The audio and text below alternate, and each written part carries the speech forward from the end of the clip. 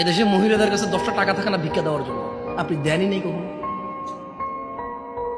আপনি দেনই নেই কখনো।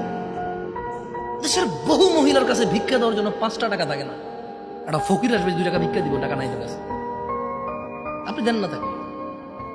আর ওর বাপ মরে যাওয়ার আগে ইচ্ছা করে মেয়ে পেয়ে গেলে আরেক বেটার পোলা ভাগ পাবে, মেয়ের জামাই আর নাতিরে তো ভোগ করবে, এই ভয়ে বেঁচে থাকতে ছেলেদের নামে সব জমি লিখে দিয়ে গেছে।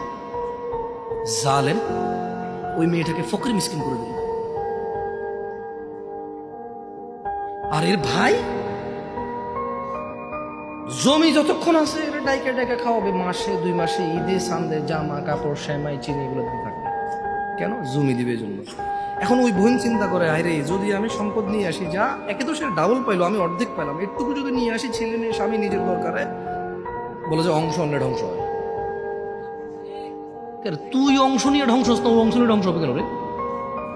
তোর বাপের অংশ তুই খাবি, তুই ধ্বংস হবি না। তোর বাপের অংশ তোর বোনে খাবে, সে তার বাপের অংশ খাবে, সেখানে ধ্বংস হবে।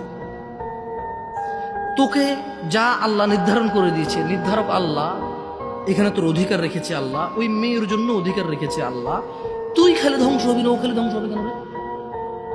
এদেশের বাপ ভাই সবাই প্রায় জুলুম করে মেয়ের প্রতি, স্ত্রীর প্রতি, ইভেন মায়ের প্রতি।